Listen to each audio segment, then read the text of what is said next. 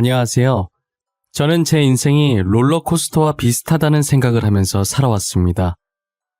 누구든 인생을 살면서 굴곡이 조금씩 생기기 마련이지만 저 같은 경우는 마치 롤러코스터를 타는 것처럼 굴곡의 차이가 엄청난 삶을 살았던 것 같아요.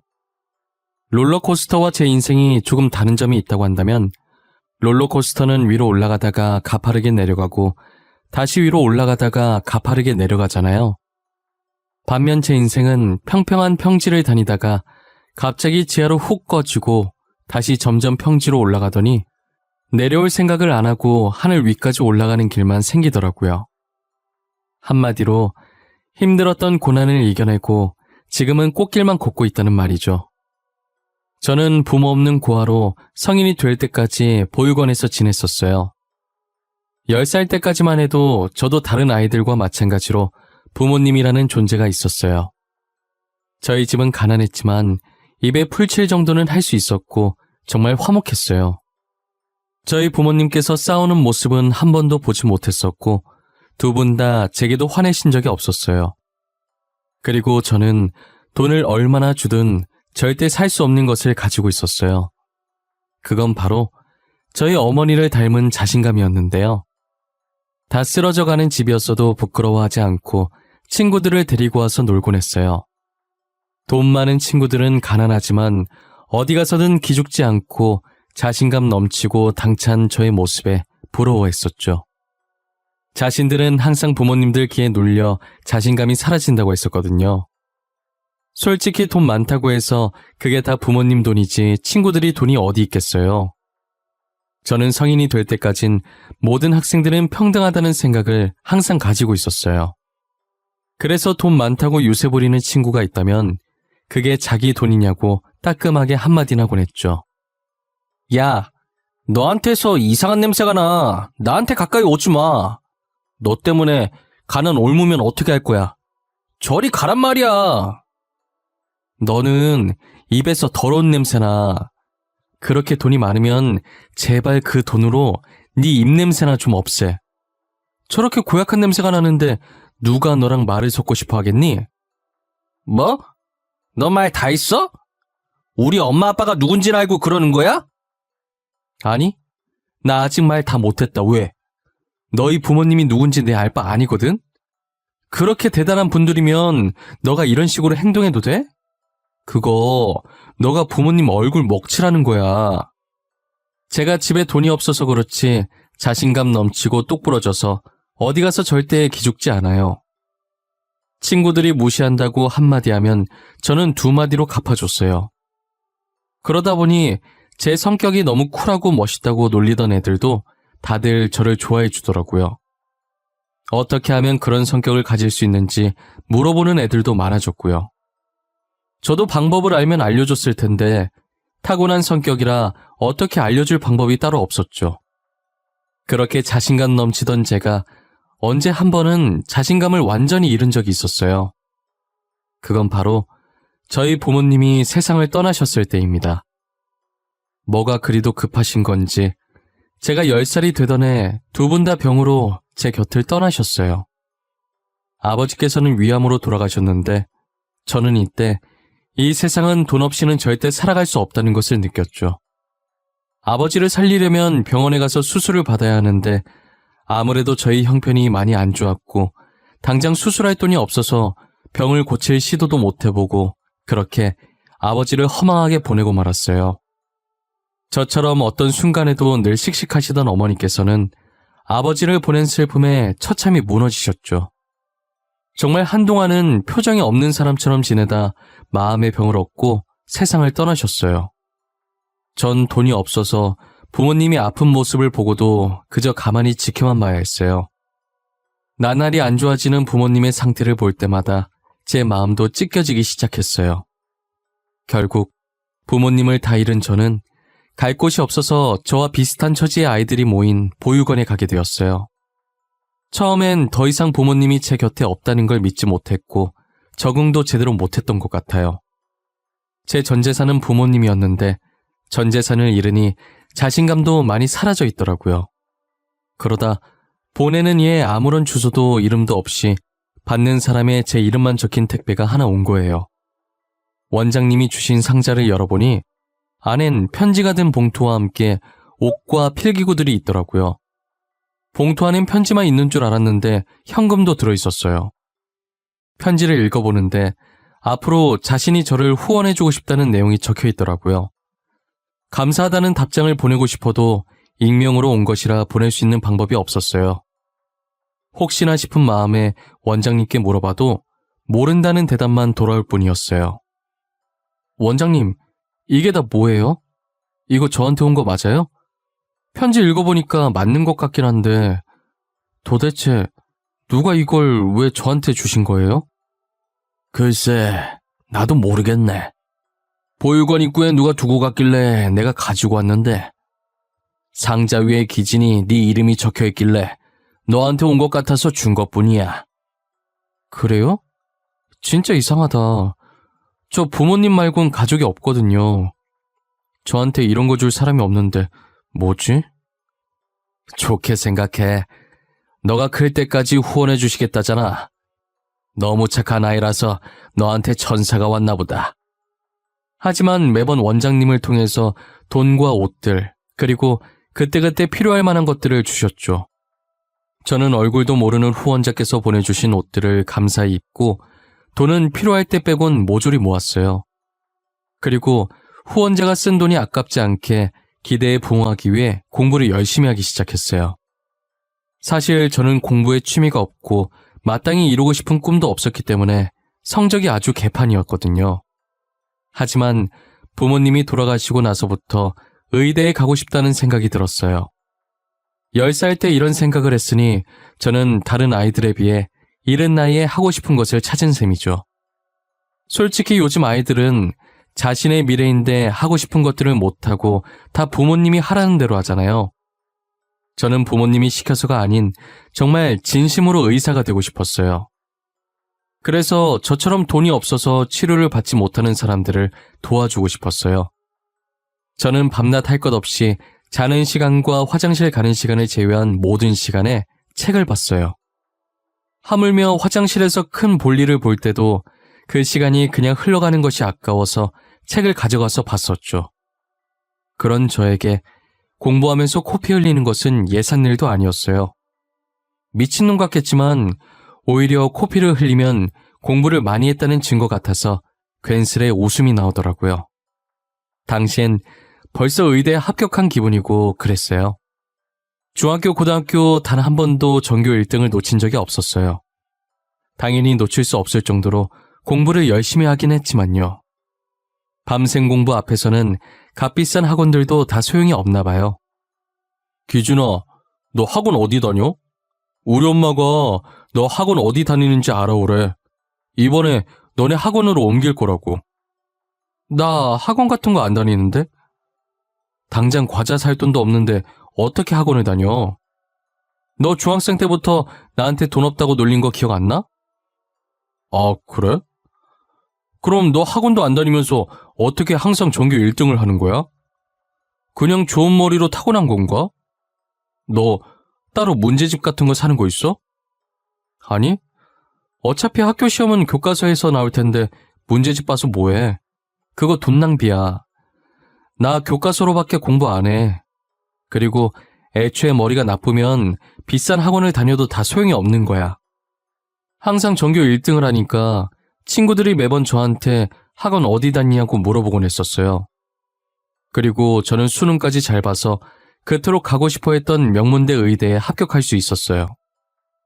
후원자분께 감사 인사를 전하고 싶은데 여전히 아는 게 없으니 보육원에서의 마지막 밤을 보내며 집에 오는 길에 산 케이크에 초를 불고 하늘에 대고 감사하다고 소리쳤어요. 제 목소리가 얼굴 없는 천사에게 들릴 수 있을지는 모르겠지만요. 20살이 된 저는 더 이상 보육원에 있을 수 없어서 월세방을 찾아 나섰어요. 후원자께서 어떻게 아셨는지 제가 떠나는 날 아침에 또 택배를 보내셨더라고요.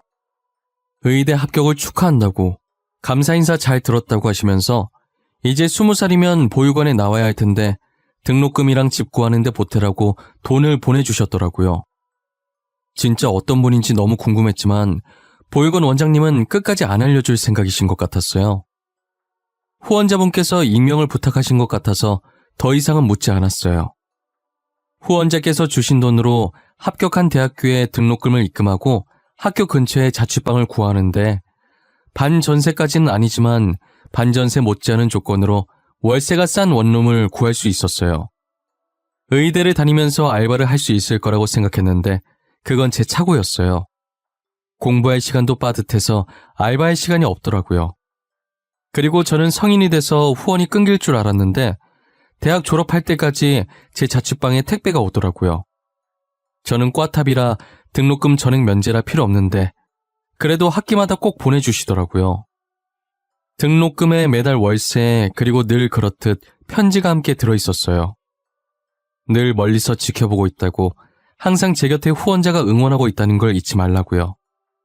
저는 힘들 때마다 그 편지를 보고 젖먹던 힘까지 다 짜냈던 것 같아요.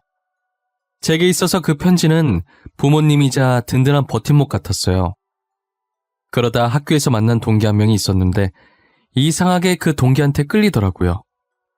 수수하고 화장기 없는 얼굴에 볼터치한 듯 홍조가 더해져서 그 아이와 정말 잘 어울렸어요. 저는 다 아는 문제인데 모르는 문제라며 괜히 그 아이에게 다가가서 물어보고 그랬어요. 제가 물어볼 때마다 그 아이는 별말 없이 친절하게 다 알려주더라고요. 그러다 너무 물어보니까 장난으로 그 머리로 어떻게 의대를 왔냐고 하면서요. 장난치면서 웃는데 그 아이 주변이 슬로우 모션으로 보이면서 제 머리에 종이 울리는 느낌이었어요. 첫사랑이라는 감정이 이런 느낌이라는 걸 그때 처음 알게 됐죠. 그 아이 덕분에 공부밖에 모르던 제가 처음으로 사랑이라는 감정을 느끼게 됐어요. 그 뒤로 제 눈은 그 아이를 쫓기 바빴어요. 제 마음을 알아챈 동기는 제 어깨를 툭 치고 의미심장하게 웃더라고요. 지우 뒤통수 뚫리겠다. 그만 좀 쳐다봐. 그냥 좋아한다고 고백을 하지 그러냐? 됐다. 밥이나 먹으러 가자. 이번 공강 완전 널널해. 야, 아니거든? 근데 그렇게 티가 많이 나? 다른 애들도 알아? 아, 그럼 되게 쪽팔릴 것 같은데. 다른 애들은 모르겠네. 근데 나 눈치 없는 거 알지? 내가 알 정도면 전교생 다 알 것 같은데? 그리고 누가 모르겠냐? 너 책은 안 쳐다보고 지우만 쳐다보더라. 그냥 고백을 하라니까. 괜히 고백했다가 차이고 사이만 멀어지면 어떡하냐? 나는 사이 멀어지는 거 싫어. 차라리 지금처럼 멀리서 쳐다만 보는 게 나아. 아이고 등신. 그러다가 딴 놈한테 뺏겨서 후회하지 말고 얼른 고백해. 지유, 인기 많은 거 알지? 안 꾸미고 다니는데도 미모에 빛이 나잖아. 누가 가만히 두겠냐? 어제도 누가 지유한테 고백했다던데? 처음엔 고백할 생각이 전혀 없었는데 누군가가 그 아이에게 고백했다는 말을 들으니 정말 뺏길까봐 그때부터 마음이 조급해지더라고요. 동기와 밥을 먹으면서 이런저런 말을 주고받다가 고백을 해보기로 마음을 굳혔어요. 누군가에게 고백을 해본 적이 없는지라 어떻게 고백을 해야 할지 모르겠더라고요. 친구는 일부러 거창하게 준비하지 말고 아무 생각 없이 마음 가는 대로 솔직하게 고백을 하라더라고요. 어줍지 않게 준비한 것보단 담백하게 있는 그대로의 솔직한 마음을 전하는 게 더 잘 먹힌다면서요. 저는 쉬는 시간에 수업 마치고 잠시만 시간 좀 내달라고 그 아이에게 말했어요. 그 아이는 해사하게 웃으면서 또 모르는 문제 있냐고 물어보는 거예요. 전 그 아이의 대답에 할 말이 있다고 해야 하는데 바보같이 그렇다고 해버린 거죠. 제 대답에 그럴 줄 알았다는 듯이 픽 웃으면서 알겠다고 하더라고요. 그리고 그날따라 시간이 왜 이렇게 빨리 가는지 결전의 시간이 순식간에 다가왔어요. 너 나한테 문제 물어보려는 거 아니지? 할 말이 있어서 시간 내달라고 한 거지? 아무래도 내 말이 맞는 것 같은데. 아니야? 어떻게 알았어? 티 났어? 내가 이리저리 티를 많이 내고 다니는 편인가 봐. 말을 안 해도 다들 알고 있네? 평소답지 않게 어색하게 말하는데 어떻게 몰라. 아까도 시간 내달라고 하는데 되게 어색했어. 너 어디 가서 거짓말은 못하겠다. 이렇게 다 티가 나서. 그래서 나한테 할 말이 뭔데? 뭐라고 얘기해야 할지 모르겠는데 내가 갑자기 이런 말 하는 거 당황스러울 수도 있어. 그니까 내가 하고 싶은 말이 있잖아. 뭐, 너가 나 좋아한다고? 아님 좋아하니까 사귀어달라고? 설마 결혼하자는 말은 아니지? 사귀는 건 좋은데 아직 결혼은 부담스럽다, 야. 너 어떻게 알았어? 설마 강지우가 너한테 말했어? 이 자식을 그냥... 무슨 소리야? 걔가 누군데?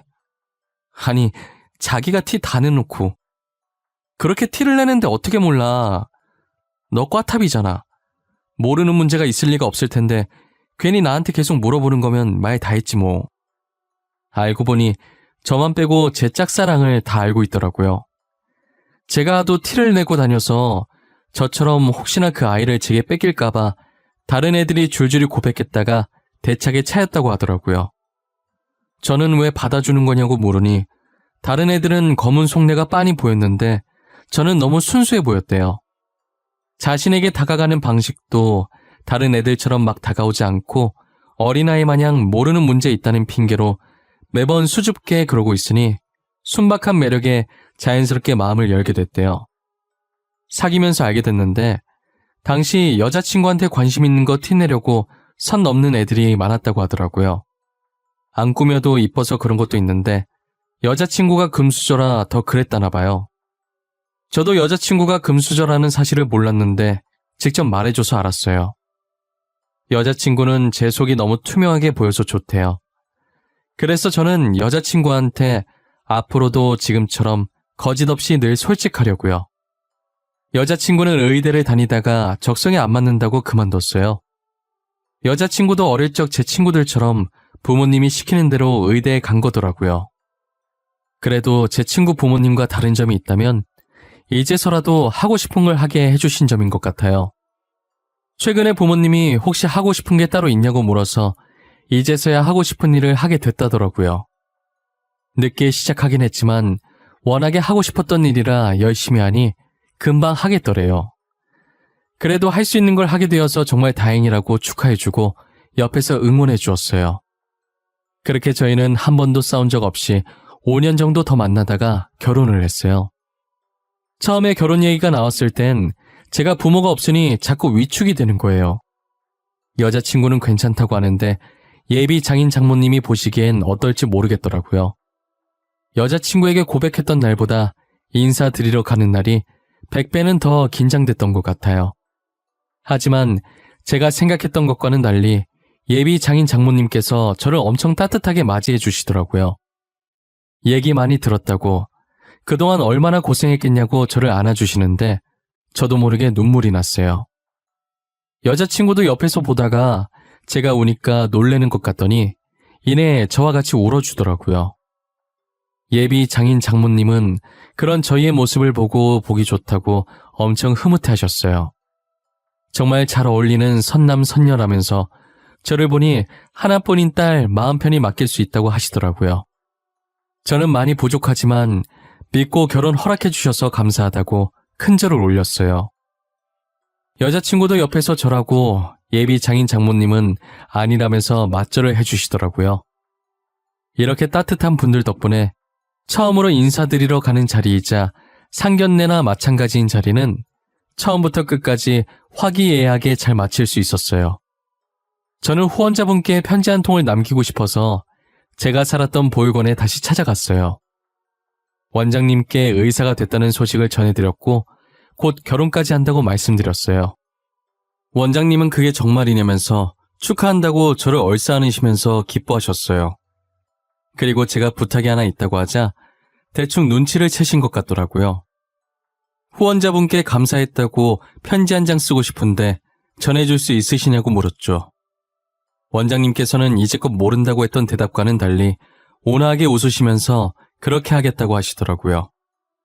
저는 이렇게 제가 의사가 될 수 있었던 것도 그리고 결혼을 할 수 있었던 것도 다 후원자님 덕분이라고 정말 감사하다고 그리고 올 수 있으면 잠깐이라도 식장에 오시라는 편지를 남겼어요. 그걸 청첩장과 함께 원장님께 전달해드렸죠. 원장님은 잘 전달해주겠다고 결혼 진심으로 축하한다고 말씀해주셨어요. 제 편지가 꼭 후원자분께 무사히 잘 전달됐으면 하는 마음으로 보육원을 떠났어요. 드디어 결혼날이 왔고 혹시나 후원자분께서 오시지 않으셨을까 싶어서 자꾸 두리번거리게 되더라고요.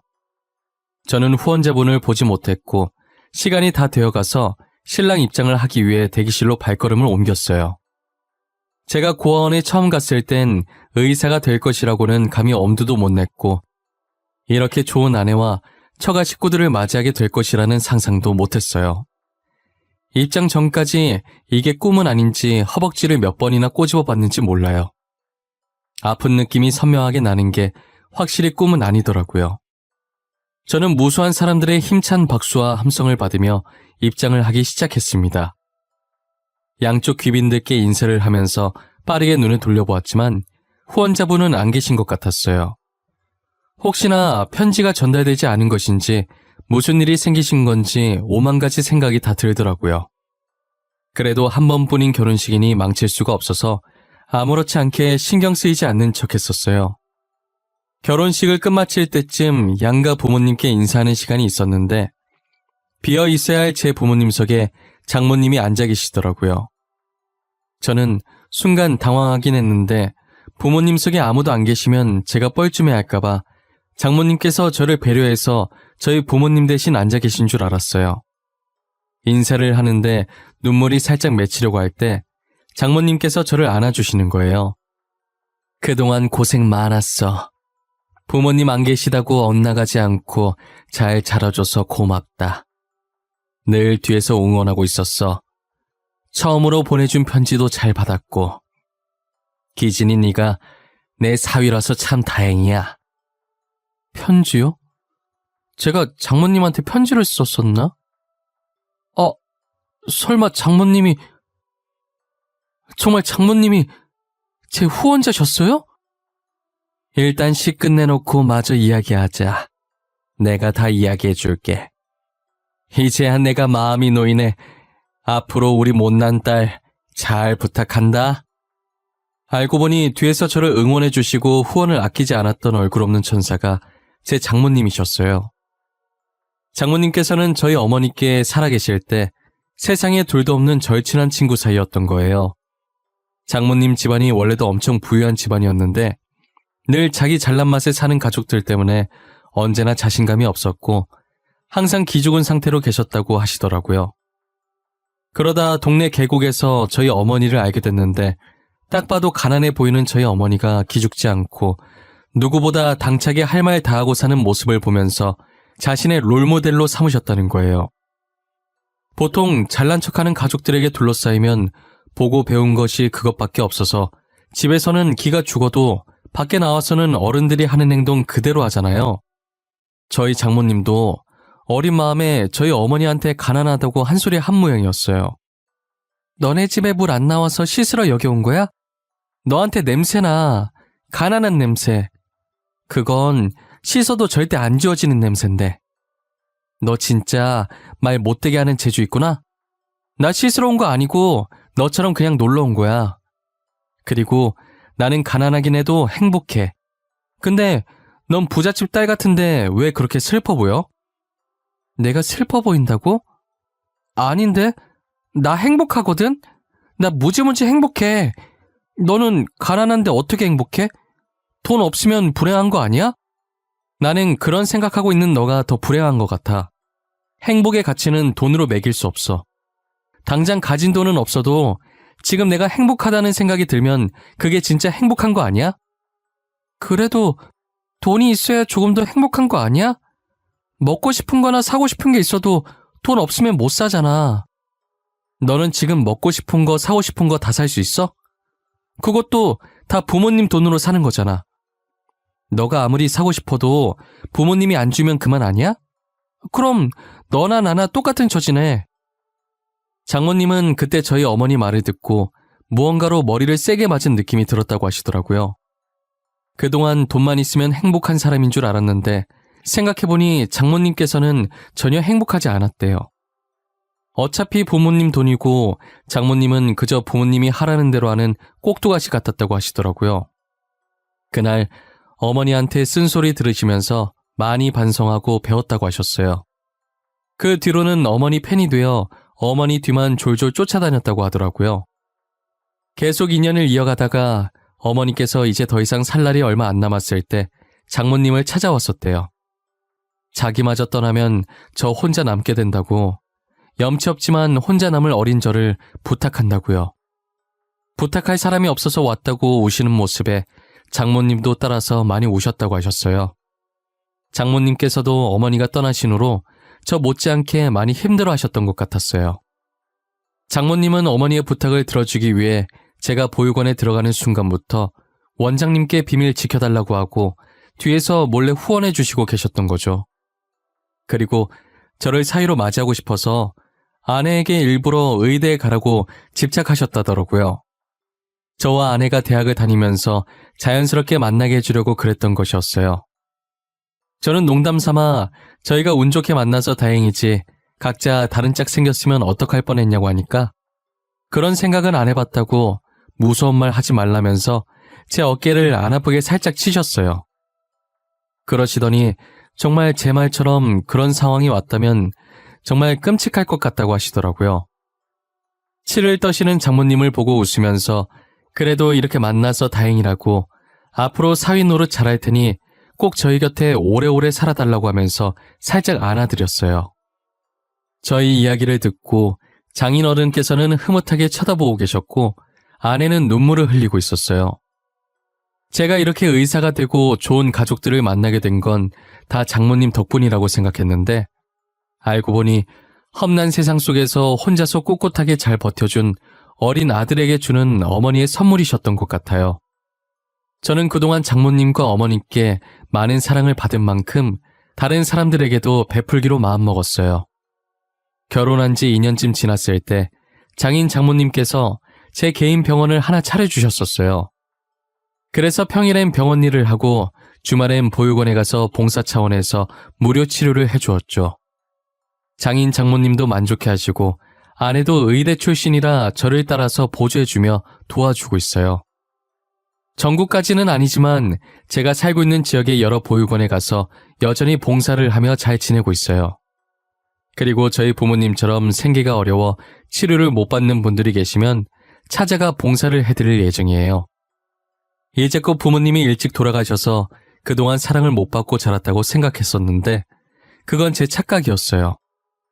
늘 제 곁엔 친부모님과도 같으신 장인 장모님이 계셨고 보육원 원장님도 계셨고 그리고 어떤 값진 것들과도 바꿀 수 없는 사랑스러운 아내가 있었죠. 저는 그분들이 제게 주신 사랑을 평생 동안 절대 잊지 않으려고 해요. 그동안 힘든 시간이 많았지만 끝까지 포기하지 않고 달려왔더니 이런 행복한 순간들이 저를 찾아오네요. 당장 힘든 시간을 겪고 계신다 해도 그 속을 잘 보면 손톱만큼의 기쁨이라도 찾으실 수 있으실 거예요. 만약 찾으셨다면 힘듦에 잠식되지 말고 손톱만큼의 기쁨에 취해 계시길 바랄게요. 그렇다면 언젠가는 힘듦은 사라지고 기쁨만 남게 될 거예요. 이 글을 쓰다 보니 하늘에서 저를 지켜보고 계실 저희 부모님이 생각나네요. 어떤 표정으로 지켜보고 계실지 모르겠지만 부디 제게 수고했다고 말씀해 주셨으면 좋겠어요.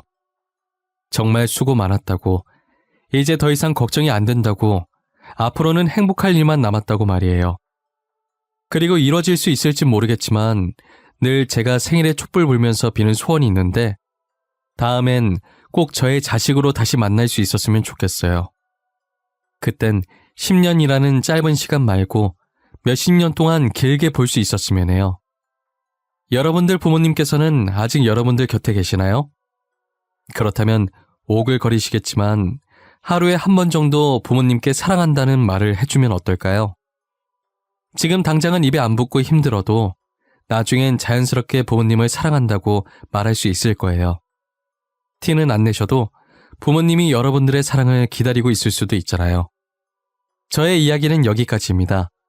제 이야기를 들어주신 모든 분들께 감사드리고 시국이 시국이니만큼 늘 몸조심하시길 바랍니다.